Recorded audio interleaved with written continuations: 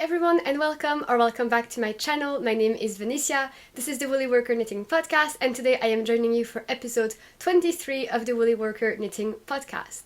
I've been on a little Christmas holiday break, especially after the stream that we had a couple of weeks ago. It was really nice just to relax and knit, and I've got lots of updates for you, so I hope today won't be too long an episode because there's a lot of content to cram into it, which is also why I'm going to try not to linger on too much in the intro or for any of the projects. So to segue into a bit of admin, if you're new here, and I bet that there's a few of you that are new since the last video did quite well with the flops of the year, so if you're coming from that video, then yeah, welcome. Usually I keep all my details and links and patterns, designer names, color names, yarns, everything is in the description below, so definitely go check that out if you'd like to hear more about any of the things that I mention. You can also find me on Ravelry and on Instagram at The Woolly Worker. You can also find me on Ko-fi or Ko-fi if you'd like to support me by tipping me just the price of coffee or more if you want. It's really appreciated and really motivating to keep going. And you can also join the Woolly Worker Discord. It's fantastic. There's quite a lot of people now here, and we talk all day about yarn and show off our works in progress, and then there's a couple of KALs being hosted on that Discord as well. There's also timestamps so you can travel between different things that I talk about, but like usual, today I will talk about what I am wearing today, which is my finished item. I will then talk about other finished objects. There's quite a lot of accessories, and then I will talk about my works in progress, and then I will talk about my swatches and plans. Maybe not acquisitions, because I think it's going to be too long anyway, and like it's not the thing that people care the most about. And then actually there will be quite a few updates at the end of the video regarding the live stream that I hosted, and then just some like knit alongs, designs, and like just I guess live chat and update. So if you want to stay for that, I'd really appreciate it, but I thought I'd put that at the end of the video. And if I can entice you, there's going to be a discount that I will talk about at the end of the video, so maybe stay for that. So yeah, I think that's it for today's intro. Let's just get straight into it. I hope that you had a good break as well, and that you're ready to chill and listen to me talk about knitting. It's been a while, and I'm really looking forward to sitting down and chatting to you guys. So the first thing, like I said, is what I am wearing, and I hope that you can recognize this. I hope it's not tacky to wear a Christmas jumper in January, but I really want to get as much wear as possible out of this because I finished it only like a month ago. Well, no, maybe 3 weeks ago.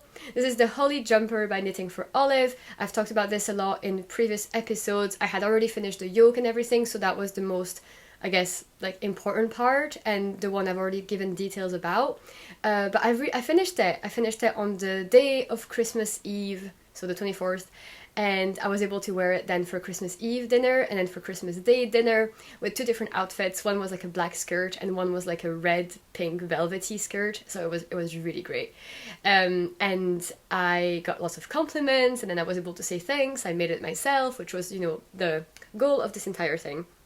So this is a circular yoke colorwork jumper. There are bubbles that make up the berries. I did my contrasting colors both in just fingering held double, and then the main color is a fingering and a mohair substitute, which is from Camarose, and it's called Manistral.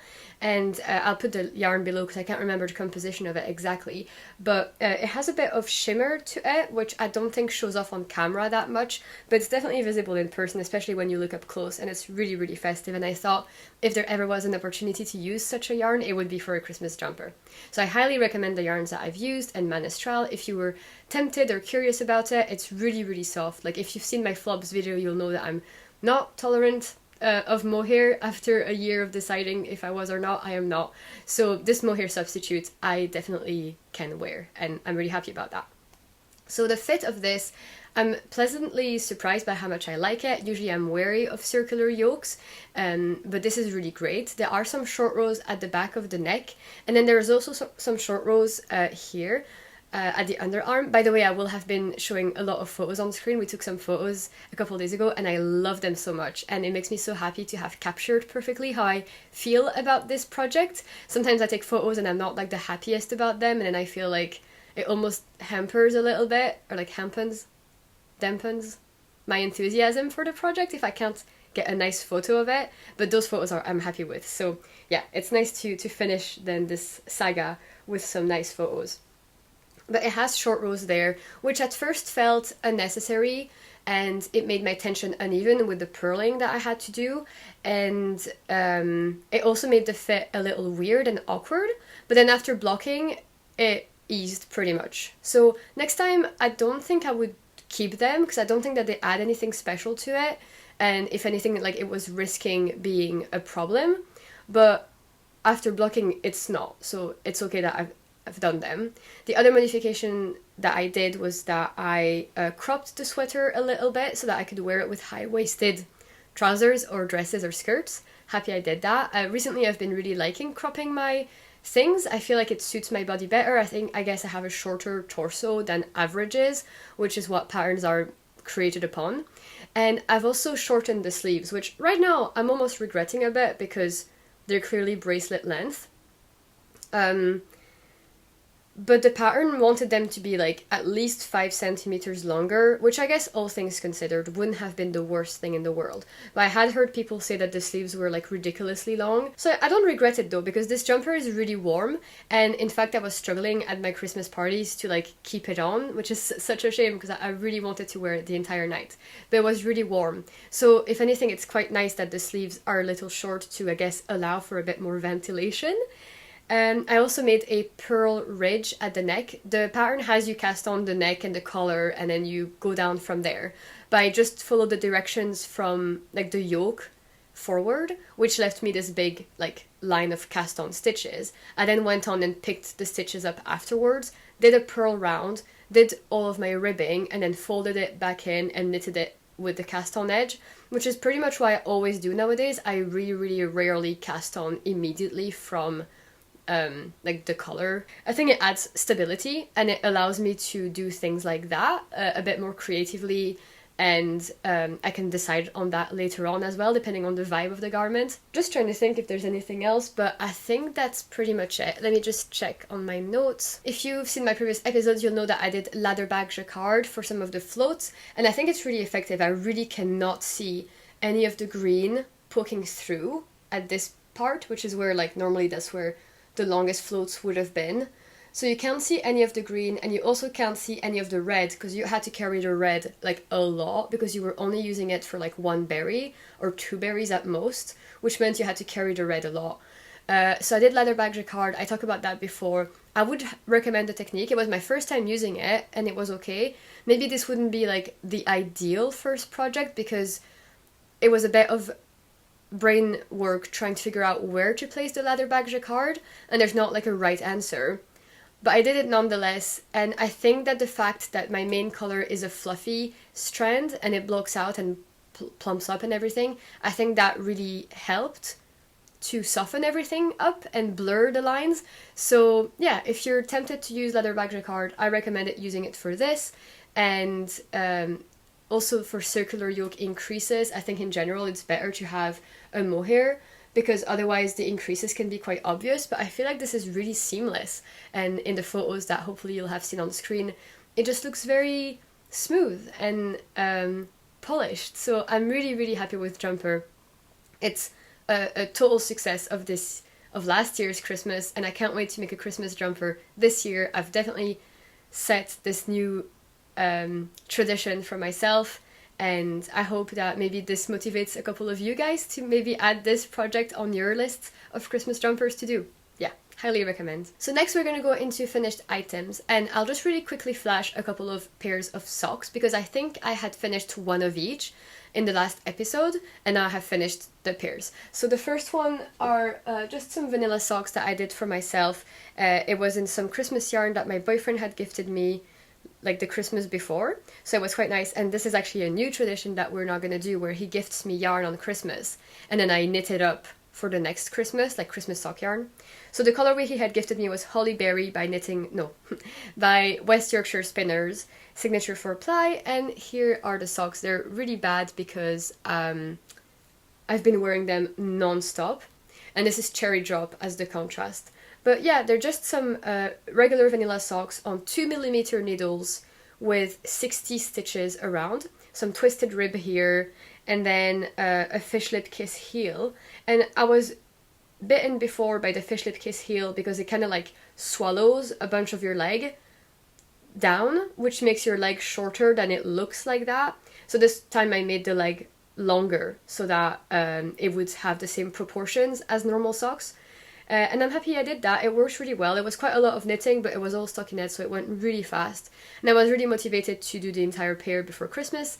And I've already talked about this in the last episode, so if you want to hear more about my struggle to get the stripes to never repeat, and also matching the last stripe with the toe, go watch that episode. But I think because I've been wearing these so much, I think this is my favorite sock yarn, West Yorkshire Spinners. It's soft, it's durable, it doesn't felt, and it pills very little, even though I wear them all the time. So highly recommend this yarn. And then the 60 stitch circumference and the fish lip kiss heel, I think is the perfect shape for my foot. Like, these stay on exactly where they're meant to. They don't twist around, they don't shrink, they don't expand too much when I wash them. So I'm chuffed. I think I figured out my perfect vanilla sock recipe, and I have a bunch more of these self-striping colorways, like the non-Christmassy ones. So I'm definitely gonna knit up more of these during the year if I'm ever in need of like a travel project. And I'll put the price below of what this item ended up costing. I always calculate the price to the gram or to the meter. So yeah, here's what this item cost. So I'll quickly show you the new yarn that I got then for next Christmas to give you a little sneak peek. This is from Bird Street Yarn, which I've never used before, but I follow them on Instagram and I'm always amazed at their colorways and photography. So this is it. It's called Elf Service. And I hope that you can see it well, but it's this beautiful, I think, micro striping yarn with a sparkly red and then also some white that has some like dashes of green and red within the white, and some like other types of speckles as well. Like there's some yellow in there, some pink. I think it's going to be stunning. I'm really looking forward to making micro stripes. I think it'll be just the funnest thing ever to work up. And I'm really grateful to my boyfriend for continuing this tradition. The next pair of socks that I finished was a gift from my boyfriend, and these were the Hig Season socks by Sari Nordland. It was my second time making this pattern. Ross had tried on my pair and it fit him really well, so I thought that I would just make the exact same dimensions and same needle size and everything. It's a one size fit all pattern. So I did the exact same thing as I did for my first pair. Here they are. This time I used Arwetta from Filcolana held double to get a DK. I used 2.75mm needles, and they turned out smaller, which is a bit of a shame. Maybe it's something to do with the yarn, because Arwetta is a light fingering, I guess. They're not as plump and round as Perfect Sendless yarn, which is what I used before. I ended up making one more cable in length because I wanted the leg to be at least as long as my ones. And then I just did the same amount for the foot, which in retrospect I regret. I finished one sock for Christmas and I had started the other one. I made him try on the sock and I told him if it was too short I could go back and short and lengthen it. So he tried it on and he was saying that it was fine, but in my mind I just can't stop this nagging feeling that the short is too small. And it bothers me, and he hasn't really been wearing them, to be honest. Maybe because they're too small. He said it's because they're too warm for his slippers, which is fair enough. I'm kind of tempted to steal them and reclaim them for my own, because I obviously love this color, I love this pattern. I wear my other Hig Season socks all the time and they're just like brown, but I really like the red. So maybe we could trade them. Is that like bad etiquette? I made the tubular bind off that is required for this pattern, and it was a lot of, it was some extra work, but it does give a really nice polished look. The instructions in the pattern were super easy to follow. Like, you didn't have to follow a different tutorial, like you just had to follow the pattern, and it was super easy to do this tubular 2x2 bind off. No, tubular 2x2 cast on. So highly recommend just following the instructions if you're tempted. Yeah, no, I like this sock yarn. I think I still prefer Sendless Yarn Perfect, and I've bought a couple more sock quantities, which is like 3 balls, because 2 balls of Sendless Yarn Perfect you might end up too short. So I got 3 balls of Perfect, and I'm looking to find more DK socks that I want to do. But yeah, so I don't know. This is a bit of a... Let's see if he wears them at all this winter, and if he doesn't, I'll just reclaim them for myself and make him something else. He also said he would have preferred them to be like all rib without the cable. I couldn't remember what he had said, and it was a surprise, so I went with the cable. And afterwards I asked him, what had you said before? And he was honest, and he said, I would have preferred them with just the rib, but he likes them like that. But let's see what happens. So yeah, I'm not too upset, because if he doesn't like them, I like them, and I can just knit him other socks. It's no big deal. And I'll put the price below of what this ended up costing. So let's move on to next finished objects. I'll really quickly go through this one because I've made it 3 times already, and this is my 4th time. And these are the penny gloves by Petite Knit, and I made them in Cardiff Cashmere Classic, I think in the color 591. So yeah, cashmere gloves. I made them with only 1 ball, which is obviously a very attractive option for people. This is my 4th time making it. I followed my own pattern with my own stitch counts. I made the wrists significantly shorter, I guess, than my first version. This is my first version here in some drops flora, and then you can see this is I mean, they're not that different, to be honest, actually. Yeah, so this is, because Cardiff is a sport and flora is a fingering, I guess the stitches are longer in Cardiff Cashmere, so even though I did less rounds, I got the same length, so that's quite nice. They're also a bit thicker, plusher. The stitches are less even. I'm happier with the look of my other penny gloves. I think that they look better and neater with the fingering, but the Cardiff Cashmere obviously feels amazing, and I really like this color that I've picked. All my other, no, 2 of my penny glove pairs are neutrals, and then now I've got 2 penny gloves that are nice fun colors. Yeah, these feel absolutely amazing. It's always hard to know when to bind off at the fingers because you want to keep some range of movement, but you don't want to be too cold either. But I think the wrist is a really good length where like I can tuck it in a little bit in my coat or my jumper. And I made full use of the yarn. Maybe next time I could have added like 1 more round each or 2 more rounds each, which I could have added maybe at the bottom, but I wanted to be safe, obviously. And then for the thumb pickup stitches, what I usually do is that I pick up 2 extra stitches on either side, and then I decrease them in the next round, just the exact same way I would do for underarm stitches, and that always leaves me a really nice joint, which I'll maybe show you then in the photos that are probably on screen. But like I said, I'm less happy with how neat these look as opposed to my fingering weight, but I'm so happy that I have these beautiful cashmere gloves, and this is going to be an excellent Christmas gift for this year. What I probably will do is that next time there's a sale on Cardiff Cashmere, I'll get like 1 ball per significant person in my life.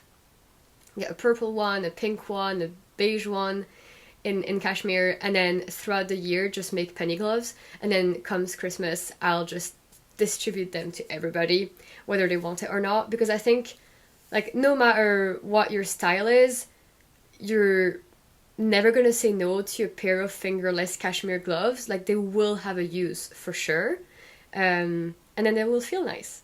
So yeah, I'm doing actually this as part of a knit along with Aude. This is from Bubbles and Berries. This is our winter set Kal. So this is my like little minty set of gloves, and I've got some other mint yarn that I'll probably make a little scarf or a little beret to go with it. But yeah, details for that will be on the screen, in the description below, and also in my previous episode. So make sure to check that out if you want to participate in our winter set Kal. And here's how much that costs. So yeah, here we go. Next finished item is something different that I've never done before, and it's a balaclava. This is the November balaclava by Petite Knit. And I'm really happy with this because this was a plan I had some time ago and I followed through on it. This I bought at the Scottish Yarn Festival in September. It was a skein of DK wool from Lammermuir, which is like Simply Shetland. It's a really nice local producer and they have all those natural colors. This is Sholmit, I think, or Har. And it's like a nice greige, I guess. And then I held it with 1 strand of Filiclana Alva in the color Pebbles. And I don't know if you can see the Alva, but it's like a really good match of colors. And yeah, it's like also kind of a greyish beige one. And I'm really happy with this. Obviously, it's a neutral color, but I think it's dark enough that it contrasts with my face. You'll see in the photos when I'm wearing it. I wasn't sure I was going to be a balaclava girly. I thought I would look like an egg, like everybody always says. But actually, the way that the November balaclava is constructed is that it's quite a shallow rib here on the shaping of your face, so you can actually still see your hairline, which I really like, because as someone who doesn't have bangs or anything, if my hair is covered, like that's it, I don't have anything to frame my face. But because this one stops here, you can still see that I have, in fact, hair on my head, and it makes me feel a bit more like myself, and I guess takes a bit less attention away from like my facial features, which, I don't know, like sometimes you don't want to be like exposed like that. It's nice to just, I don't know, does that make any sense? Like I feel like I'm zoomed in if I'm covering all my hair. But yeah, so I think this is a really flattering balaclava, which is rare. It was really fast to do, it was really fun. You start with like a little like brioche tab here, which you then continue, pick up some stitches for the sides, and then you join it in the round for the neck, and then you pick up stitches for the face opening. I did a trick where I picked up stitches and then I did a German short row to then do all my ribbing inside out to make my ribbing neater, because my ribbing is always neater on the wrong side. And I did the same thing on the body rib here. And can you look at how neatly this transitions from brioche to ribbing? Like the last 5 centimeters or so is rib, and then this is brioche. And how nice does it just like flow into one another? And then same for the front here, you've got the brioche, and then you've got like a nice line of stitches picked up that just flow out like perpendicularly to it, and then there's like a Italian tubular bind off. I really like the finishing on this piece. It was super fun to do. It took like 2 days. It could be a nice gift if people in your life like balaclavas, which I don't think that they do. So I want to make this for everybody, but I don't think anybody would wear that. But maybe if I start wearing it a lot and like championing the balaclava, then people will be asking for one, and then I will happily make one for them. It'll be an excellent stash buster. Sadly, this took like 60% of a skein, so I don't have enough to make another one with the like other half, because I have 40% left. But yeah, I'm sure that at some point you guys might be able to get like 60 grams of DK, and then you can get yourself a nice balaclava. So I don't know if I'm going to be making a lot more balaclavas for myself. I think what I like with that as well is that you can like take it off and kind of have it like a hood. But obviously, because your hair is exposed, it wouldn't work perfectly as a hood. So what I might do is make myself an actual hood that I can wear when it's raining, or just also to protect me from wind. So yeah, I'm looking forward to exploring more hair accessories and headwear and find what flatters me and suits me, because I had put a cross on balaclavas. I didn't think this was going to be something that I ever liked, but then I like it. And here's the total price of this item. And then the next item I'm going to show you is a beret, which I also didn't know whether it was going to suit me, as opposed to the classic like ribbed beanies and stuff. So I'd recommend you guys to experiment, try different headwears. They're so nice and quick projects, not a big commitment, can do them from stash, and then you can see if something like ticks boxes for you, or like you look at yourself in the mirror and you're like, ooh, she's got it. So yeah, I think you should experiment with things. So the next item I will then show you is the Stock and Pip Beret by Elbiona McLaughlin. This is my first time doing a pattern from her, and this was actually in my autumn knitting plans, and I did it. So yeah, I'm still doing my autumn plans apparently, and I'm really happy. This is yarn from Nervous Fiber. It's hand dyed. I bought this in a sale she was having a long time ago, and was just waiting for the perfect thing to do. This is actually a BFL Masham base, or is it BFL Gotland? It's one or the two.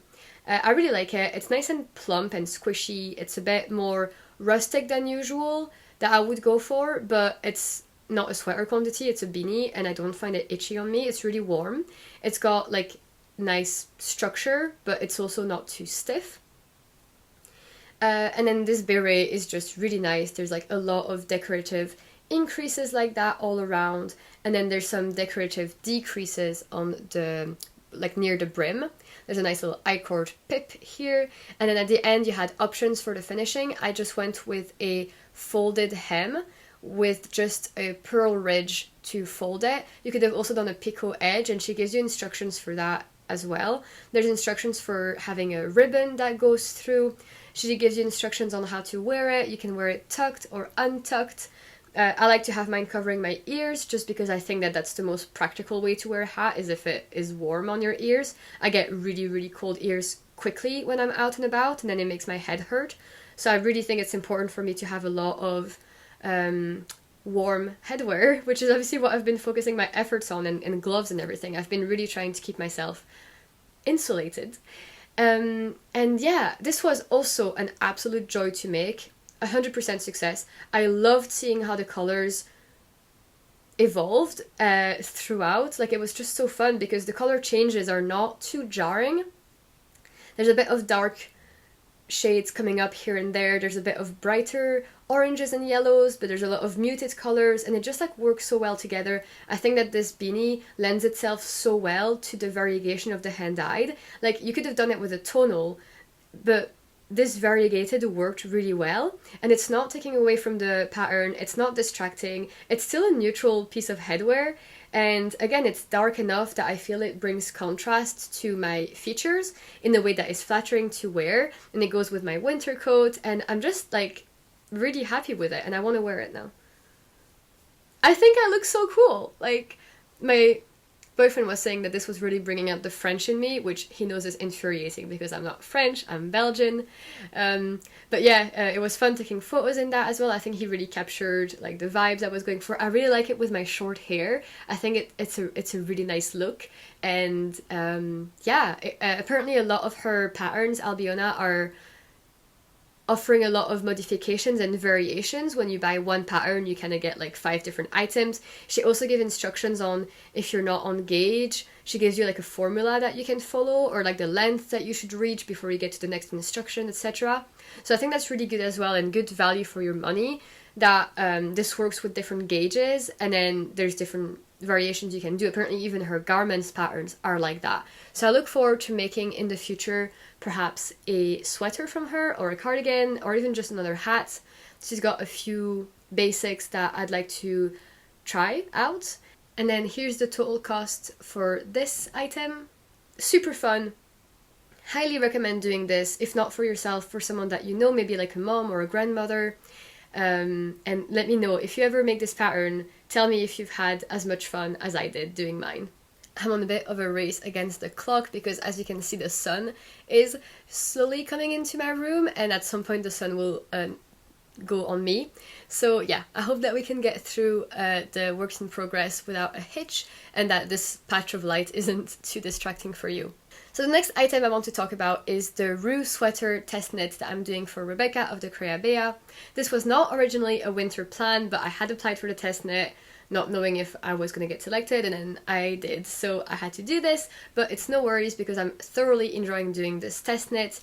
The Rue sweater is a colorwork contiguous saddle shoulder sweater, and I am doing it without the colorwork, so to be fair, it is going much faster than it would normally, and also I wasn't exactly on gauge from what I measured at the start. I asked Rebecca if it was okay to continue, and she said it was okay. So I'm being quite a bad test knitter, but it just also meant that I'm stressing less about that, and that I could just continue with my gauge being off and maybe risking ending up with a bit more of an oversized fit. But then that meant it would give me an item I was happy with as well. I'm using the same yarn that Rebecca used because I absolutely love this yarn the times that I've used it, and I am using it in the color called Calm.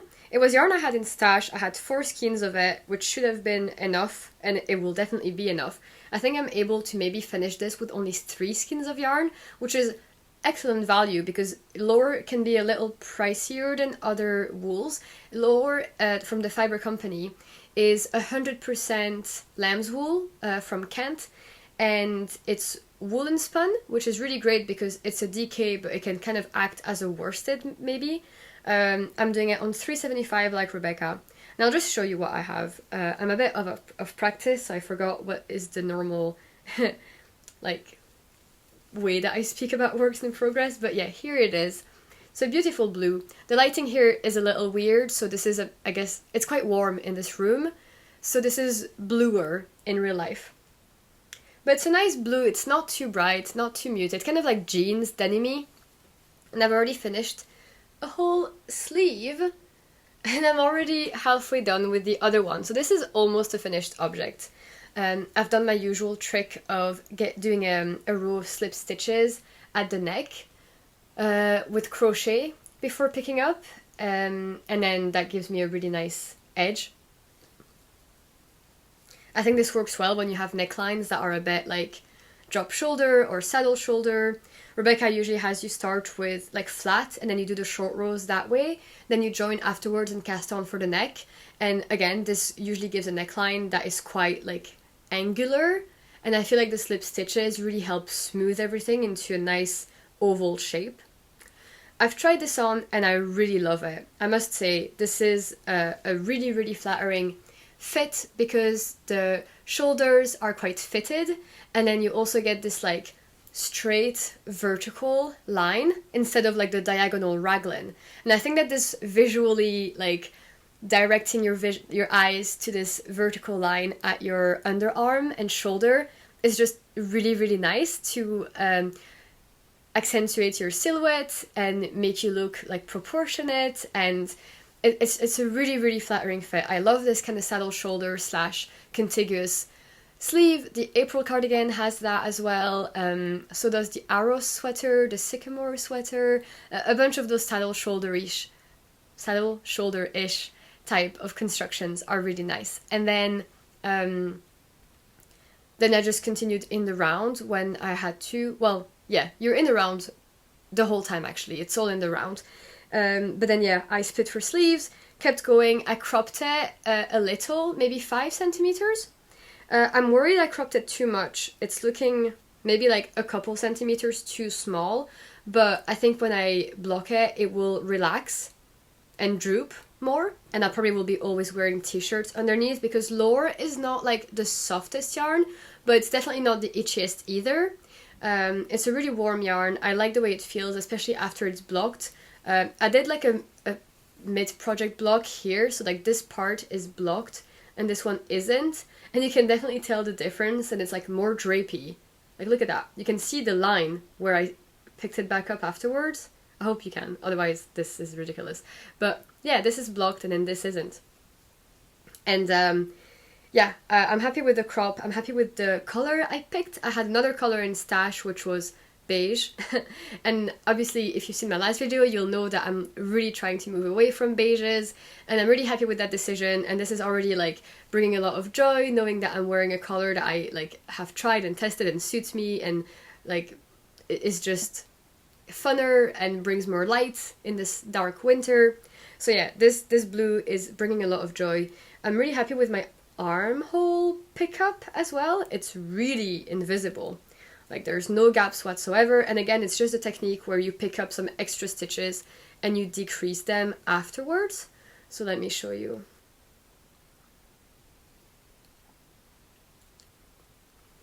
But yeah, so like I said at the beginning, I thought I was going to be off gauge and it was going to be a bit oversized. I'm doing size 3. But then having tried it on, it's actually quite fitted. And again, part of that is the construction, and I think part of it is because I haven't blocked it yet. So I might actually end up on gauge, which would be fine, but I might not, which would also be fine. I'm going to be part of the photo shoot for this jumper in a couple of weeks. I'll definitely be finished by then, like with time to spare. I really want to block this, obviously. I probably will be finished with that by the end of the weekend, which would be my goal. And then I can just take a lot of photos with the photo shoot, and I'm really looking forward to that. It was a great experience the first time, and Rebecca is really lovely. Aude from Bubbles and Berries is test knitting for this as well and also taking photos with us. So I think it'll be a great day out with the girls wearing or matching jumpers, except I'll be the only one with a plain jumper and no color work. And I don't know how that's gonna look. But yeah, I think it'll be nice to have something to showcase how the design can work as a staple without color work, which is really what attracted me to this. Wasn't the color work, it was the shoulder construction. So I think I'm being a bit rambly now about this jumper, but there's not that much to say, because apart from the beginning, which is a little, not tricky, but you have to pay attention to your increased rates, but it's explained well. It's explained really well in the pattern, and I know that there were some issues maybe with yoke depth in some people. It's like shorter and shallower than people are used to with drop shoulders, for example. But I was on the exact same row gauge as Rebecca, and then I was reaching the length she was saying to reach for the yoke depth, so I continued as said, and it was perfect for me. So I guess just as a test knitter, I should warn you to look out for your yoke depth if you end up making this pattern, which so far I can recommend that you get it when it's done. Okay, the next jumper is a colorwork jumper. It was in my winter knitting plans, and I'm really excited. It was kind of an impulse cast on. Like, I wasn't sure that this was going to be the one from the winter plans that I would do immediately, but then I was in the mood for some color work after finishing this one, because that one only had like, 12, 16 rows of color work, and it was not enough to scratch that itch. So I decided to cast on the Levi pullover by Sari Nordland. I got the yarn for that like a long time ago last year, and I was really inspired by the colors that Florence by Handmade by Florence used in her test knit of this version. So any compliments that you have about my color choice, please just direct them to her. I take no credit. So I'm using Filcolana Peruvian Highland wool in marzipan, oatmeal, and limpopo. I'm doing this trick again where I'm doing all the ribbings facing the other way, and I'm really enjoying how that looks. Like, I think the ribbing is looking so neat, and it's not like twisted rib neat, it's just like normal ribbing neat. So I will show you this beautiful aesthetic yoke I've got, because I'm at the perfect point where I stopped right there for the podcast. And that's my yoke. Ah, it looks really great on camera. It is beige and muted, but I think there's like, I really like the Limpopo color, like that black, darkest color. It's kind of like it's a really cold grey, or a really cold brown, actually. And I really like it, and I think that this is going to look great on me. Again, enough contrast here with the beige. I think marzipan is not the most flattering color on me, but all of that will be below the yoke, so here. And then I'm going to keep this oatmeal color as my, like, next to the neck color. I really like Filcolana Peruvian Highland wool. I've worked with it before. I've also done a color work sweater from Sari before, so I know I can trust her proportions and dimensions and yoke depth. Even though it's circular, it has short rows. I have tried it before, and I know I loved it from my, what's it called? Loom pullover. I really liked how that looked on me, so I am happy with this. I have done leatherback jacquard again. I'm clearly obsessed with this new technique. I will probably show a photo of it, because I don't think you're going to be... Well, I could show you my floats right now, actually. Here are the floats, guys. So I don't know if you're going to be able to see. If you don't know what to look out for, you might not be able to. But basically here, especially at the very like top here, there's a lot of leatherback, because the colors were maybe like 9 stitches apart. So to avoid catching my floats, I did leatherback in the center of those triangles. So you can see I did 3. I did 1 in white, 1 in white, 1 in beige, and I did some later on as well, but mostly it was those ones. So I don't know if you can see them. I'll show a photo. And honestly, I don't know if that was the best idea, because when I'm looking at this now, most of this work is nice and flat and even, but there are a few uneven stitches, especially at the top of the triangles. And again, I think as much as I don't want to show my imperfections on camera, which is, I guess, a natural way of feeling, I think it's important to show that like no work is perfect, and just because I have a podcast doesn't mean that everything I do is like great. So I want to show you that it's something I'm not particularly happy with, so I'll show you how uneven those triangles are. And I think it was because of my loose tension with color work. I have like notoriously loose color work tension. Well, I don't know how notorious it is. I don't know if people talk about it behind my back. But anyway, loose tension, and then doing this leatherback jacquard technique, not catching my floats, and also doing some purl rounds in the color work, as Sari asks you to do to add a bit more texture. It looks good on her, and it's definitely eye-catching and different than other patterns, having those little horizontal bars in those triangles is nice, I guess, but it just made everything a bit more uneven. So my favorite part of the color work is definitely like the top of it, like those sections I like. Then when we start having the pearl rounds and the ladder back, I'm less satisfied with my workmanship on this section. But I think right now it's the only thing I can look at is the color work, because that's literally all I've done. But once I'm doing the stockinette sections, it'll give me a bit more distance and it'll give me a bit more evenness, and maybe I'll be happier with the overall appearance of this jumper. I'm definitely not unhappy enough to undo it. I don't think I could do that much a better job. So yeah, all that to say that I'm just like a little unsure about the pearl rounds and the loose color work, but I still enjoyed the process of making this yoke. It was really fast and satisfying. And I'm not asking for you to say like, oh no, it's perfect. Like, it's fine. Just wanted to voice that feeling. But yeah, it feels like I've ended on a downer, but I am really happy with this, and I'm really looking forward to splitting for sleeves to reduce the amount of stitches I have right now. It's on a really long cord and I just have like so many stitches. But yeah, I'm excited to show you the rest, and I can recommend the pattern. Again, Sari's patterns are just so reliable, so trustworthy, and as you'll see later, I just obviously have a huge crush on her patterns and her library. So yeah, let's just move on to the next project. I have a couple of other things I've made progress on, but they're not a huge amount of progress where it's worth bringing up. So I'll show you those two things like in the next episode probably. But the next thing that I've cast on, actually I've cast this on during my live stream on the 2nd of January, is my sweater number 23 by My Favorite Things Knitwear in Pomegranate Red by Knitting for Olive. This is the color that started it all. It's pomegranate. Ichi from Tinder Knit and I are doing a knit along on Discord for a pomegranate item. So the rules is that you just have to make something that is like at least 50% red, like bright red like that. Some people have done burgundy, I guess it's allowed, it's fine. But yeah, if you're making something stripy, for example, like that's fine. So yeah, just make a red item, participate in the Discord, there's like a chatty and works in progress thread, and then a finished item thread. And both Ichi and I will pick a random winner from the finished item thread by the end of February, I think, is the deadline. And then we'll gift them a pattern. So yeah, it's been really, really fun. It's been so fun. Actually, I'm lying. It's been so fun to see everyone's red items. Like, I love doing a knit along that is a color because everything just looks so coordinated. So it's so fun to like scroll along and see all of that. I'll show a photo here of what I'm talking about. But yeah, I cast on my item during the stream with the needle size that was recommended, but I was finding it to be too loose and gapey and I wasn't enjoying it. So after the stream ended, I ended up frogging and restarting over with 4.5mm needles instead of 5, and then going one size up. So instead of doing size extra small, I'm doing size small.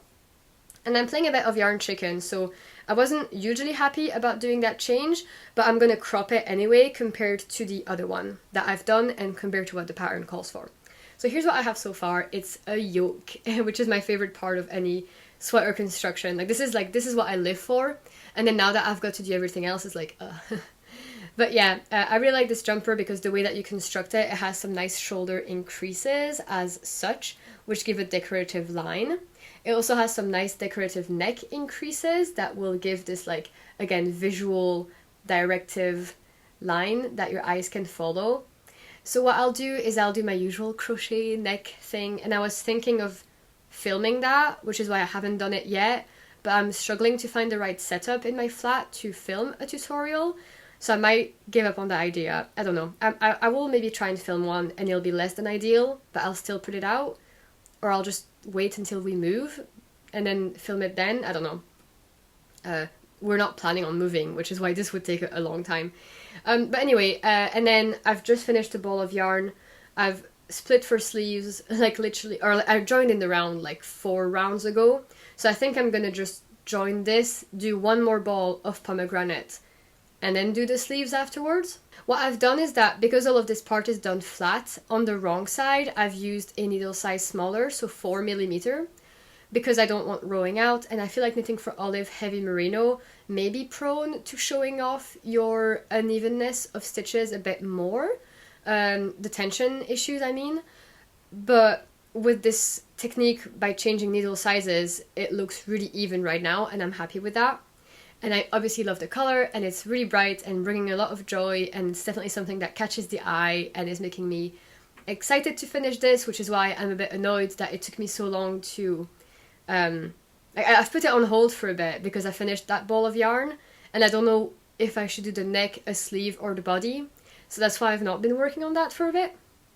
But yeah, I don't think there's much else to say about this. I've already made the sweater before, so I'm just like, I know what to expect, and I know the dimensions that I want it to be, and I think this sweater was just an excuse for me to have a well-fitted sweater that I know I love the fit of, in a color that I really wanted to try out. So it's kind of like a safe project, I guess. Okay, so I think that's it for my works in progress. Let's talk about plans and swatches.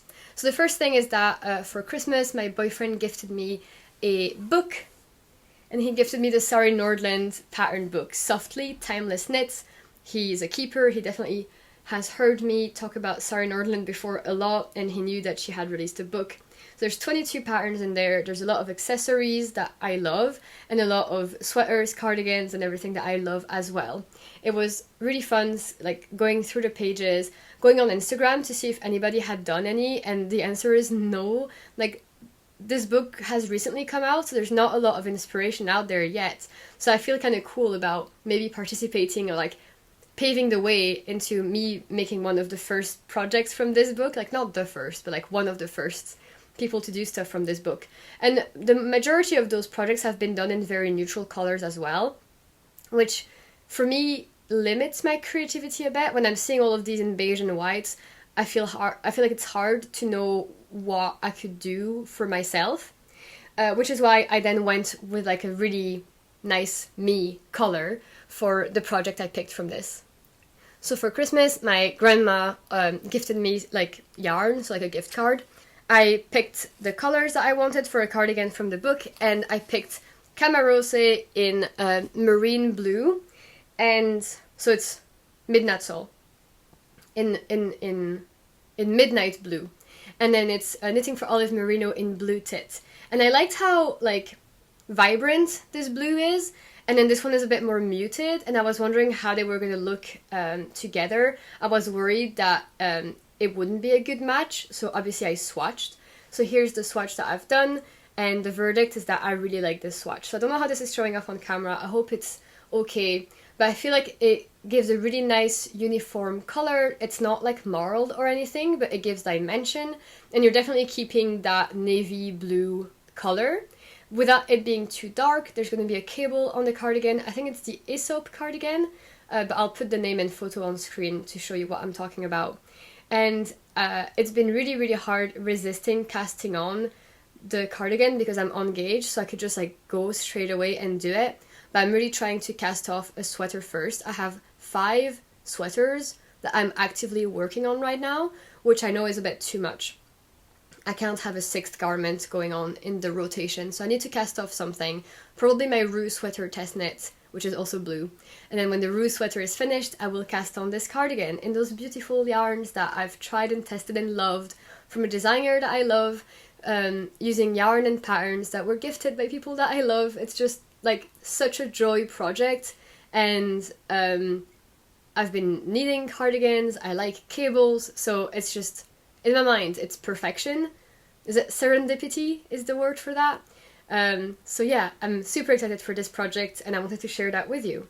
Next swatch is also very exciting. So for a bit of context, if you've watched my past episodes or if you came to the stream, we had this thing going on which was like a MAGNUM OPUS contest where people were like voting for patterns against each other for which one was more complicated. And there were 3 sections. There was blankets, cabled or texture jumpers, and then colorwork jumpers. And then for the cabled texture one, the one that kept on winning all the little duels ended up being the Lucia pullover by Sari Nordland.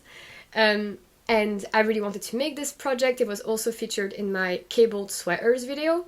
And then the goal was that if we raised £1,000 during the stream, I would knit one of those 3 Magnum Opus. And if we raised £5,000, I would knit all 3. And wouldn't you know it, we raised over £6,500. So I will be knitting all 3 of them.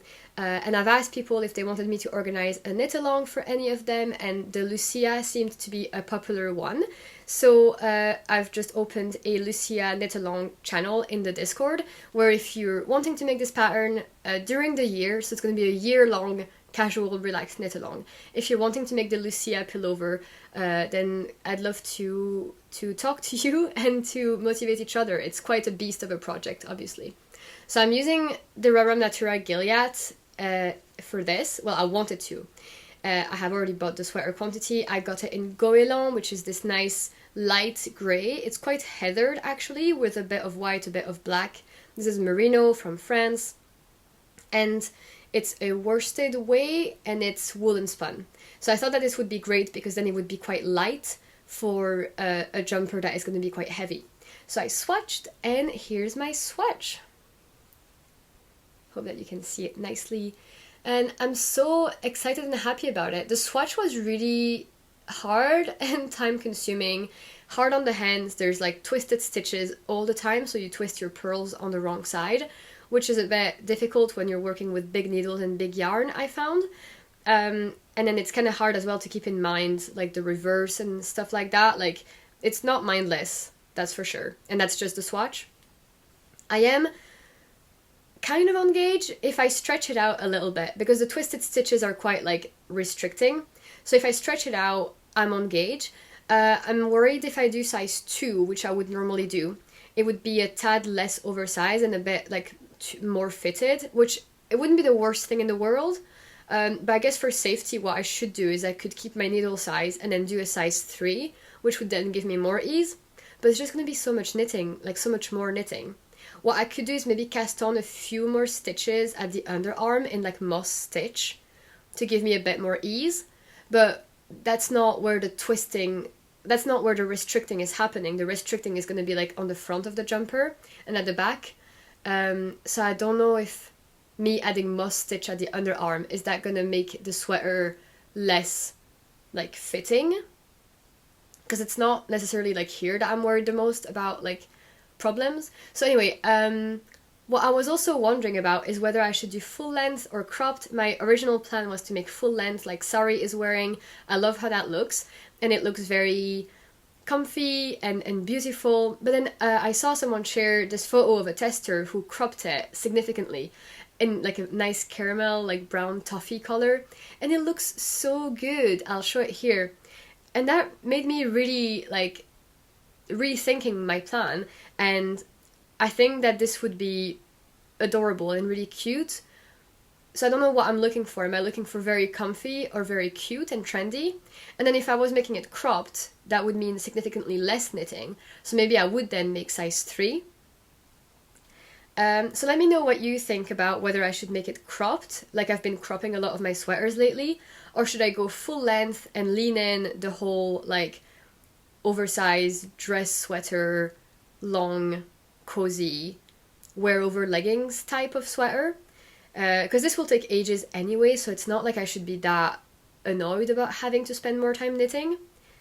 But yeah, I really like my swatch. At first I was worried that the Goéland color with the heathering would take away from the twisted stitches and hinder that and make them not as visible, but I think it looks really good. You can see what's going on, I think. Let me know if I'm wrong, but I think that this color would work well with that. I was happy not to do a beige, happy to do a grey, or like not a cream either, but just like something that's light so you can see what's going on. But yeah, I'm looking forward to watching this footage afterwards, because every time I show stuff on camera, it just looks different than when I'm than when I'm seeing stuff in front of me when I'm knitting it. So it's always a joy to edit these podcasts. Okay, and then the last plan that I wanted to talk about was a pair of colorwork mittens. I've talked about these in my plans as well, which was the Scaries mitten by Mary Wallen, and these will hopefully be also an entry for my like knit along with Aude for the winter set Kal, where I've already made the Burra cowl from Mary Wallen, which was in the book Shetland. And the Scaries mittens come from the same book and use almost all the same colors, like the overlap is huge. So I think that this would go really well together. So I've actually already started. I started this yesterday and it already worked up a lot, but I can just show you this as like a swatch, I guess. So this is my Burra cowl that I made last year in like March, April, and I really like it. It's one of my favorite things in the world to wear and to touch and to own. And so here's the mittens that I'm working on. So as you can see, even though they're not the same motif, they're like traditional Fair Isle colors and traditional Fair Isle patterns and motifs. So it does work really well together, I think anyway. And like when I put them on top of each other, it just fits so well. Like, isn't Fair Isle just the funnest thing in the world?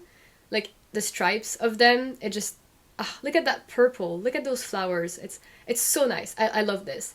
So I'm using quite a lot of colors. I'm trying a lot of different ways of minimizing the amount of ends I've got to weave in. So like one of them is that if the color happens quite soon after, like upwards, I carry the yarn up instead of cutting it and rejoining it. I've tried split splicing as well when there's a color change, like from like one row of plain stockinette and then one row of plain stockinette in a different color. I just like split splice those ones. I'm scared to do that when there's color work involved because it just seems impossible to estimate when it's gonna happen and like the third color that you'd be mixing into the mix. So yeah, I just do that for plain stockinette rounds. And then for weaving in the ends, what I'm trying to do to avoid a gap in the middle is that when I'm weaving the ends, I weave them like in the direction that they're coming from. So like if it was all brown and then it's blue that I join, I'm gonna weave the blue behind the brown so that it's like tugging on that side instead of, I think that's what I'm meant to do anyway, like to bridge the gap between then the blue and the brown. So that I think is what I'm supposed to do. Then I'm paying attention as well to where the contrasting color and the dominant color, so I guess yeah, the dominant color, I'm trying to figure out what is dominant in the motif. So obviously here the camel and the green, the camel zigzag, I wanted to stand out against the green, so I held the camel on the left. And then here the red and the yellow, the red is on top of the yellow, so I held the red dominant as well. So I hope that makes sense. But yeah, I'll talk about this more later, but I just wanted to really show off that I'm on a color work kick and I'm really happy to be doing something that matches my Burra cowl and they just look so good together. Okay, so I think that's it for all the knitting. So I will now give you a few updates and maybe a tiny bit of live chat. I was thinking of maybe doing either another knit and chat or another live or another knit night because I feel like it's been a while since I've talked to you guys and I feel like I have a lot of thoughts going on about, I guess, like how I'm feeling about the channel, how I'm feeling about knitting, and like goals for the year. And I feel like January is always a time of reflection, and I kind of feel like I want to externalize those thoughts. So I think a knit and chat isn't coming, or a live stream. But yeah, I really want to chat to you guys. So first things first, the stream, I wanted to once again thank you all so much for a lot of things. So I wanted to thank you all for encouraging me before it happened, for coming to the stream and watching it, commenting during it, sharing before and while it was happening and after, also for donating. You guys have done an amazing job, and together we raised over $6,500, which is incredible. It's like over $8,000, I think. And that is enough. I'll show the email here, but Samaritans told me what that money was able to do in real terms for Samaritans UK, so I'll show the email here. And then I also wanted to thank all the sponsors, the brands that participated, and the podcaster guests that came during the stream. It was so fun, and you guys seemed to really enjoy what we talked about and like the activities we had planned. I've contacted all the prize winners for the raffle, and like 3 of them haven't gotten back in touch, so please get back in touch with me, and if you don't within like the next week, and then I will have to redraw winners just to get this going. So really make sure that you check your emails and your spam, and you check like the email that you signed up with when you were donating. So I also picked a winner for the Woolly Worldwide Gallery, and she has been contacted. So thank you all to all who participated in that gallery. It was really fun to see, and you guys have made amazing knits, and I'm so thankful that you shared these with me. I'll also share some stats here on the side of the live stream itself and the donations. It was quite interesting to see, so I'll share the number of, I think we had over 5,000 chat messages during the 12 hours, and we had, I think, around 500 donations, which is crazy. So yeah, you did a really great job, guys. Thank you so much. It was really fun, and it was nice to take a break afterwards because it was a lot of work and a lot of planning, but I'm super happy with how it went. It didn't take a toll or anything on me, like, while I was doing it. I know some people were like worried about me or telling me that they hoped I was okay, and I really am, and I appreciate again your like you caring about that. So yeah, it was just really nice. So the other thing as well is that because we raised over 2,500, I said I would design a pattern this year. So I wanted to ask your opinion because I have a couple of ideas, and I was wondering if you would want me to design a garment and it would be paid for, or if you wanted me to design an accessory that would then either be free for everybody or a pay what you want system, or if you wanted it to be a charity release for an accessory, so everybody pays but all the money is donated to charity. So that would be what happens if it's an accessory. So let me know if you want a garment or an accessory, and if it's an accessory, what kind of paying system would you want? I have a couple of ideas of things, and obviously they will require time and a bit of work and a bit of testing. So yeah, let me know what your thoughts are on this, and I'm excited to embark on this adventure. So the other thing, as obviously I've said, we have a few KALs going on right now. We have the pomegranate KAL in the Discord, the Lucia pullover KAL in the Discord, and then the winter set KAL on Instagram.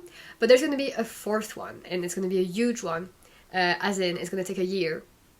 And a lovely viewer had this idea and suggested I do this instead of just doing the Lucia KAL.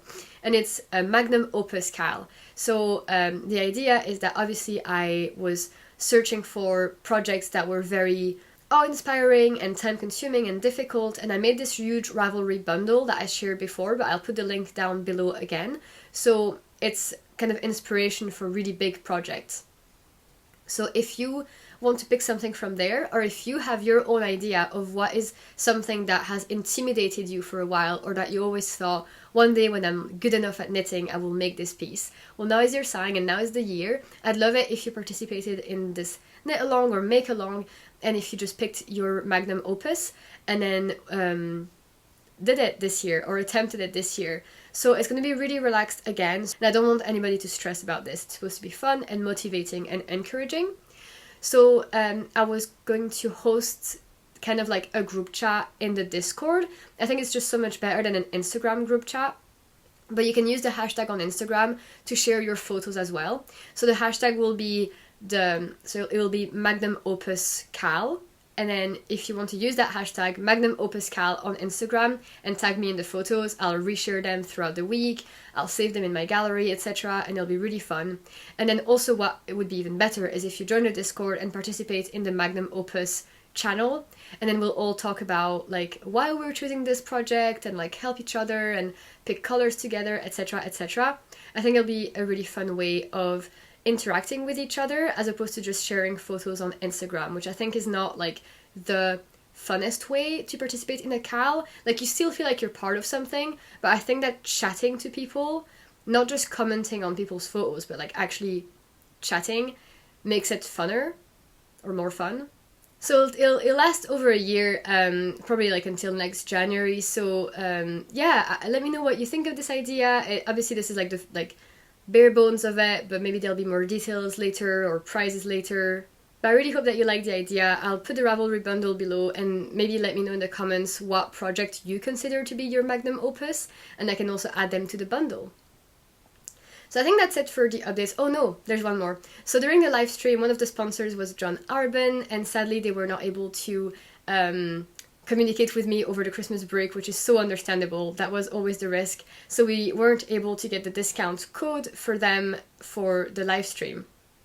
And I know a lot of you messaged and were asking and were saying that you were looking forward to using it and where was the discount code. So they've really, really kindly extended their offer, and we have now a discount code which is in the description down below. If you want to use it, there's 20% off the site-wide John Arbon, any yarn that you want, and it will be valid for a week, so until next Monday. Hopefully I'll have an episode for you guys.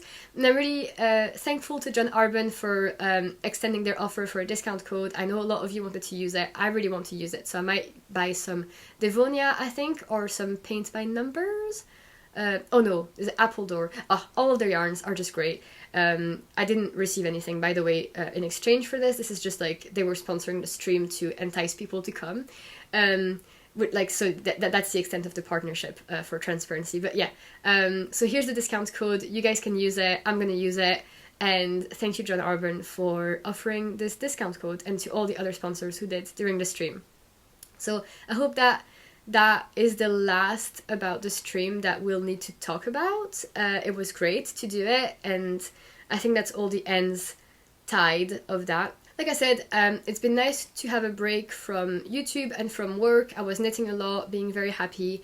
Now I'm back at work, which is tiring. After work, I kind of want to just like go in bed and sleep, which then doesn't leave me as much time for knitting.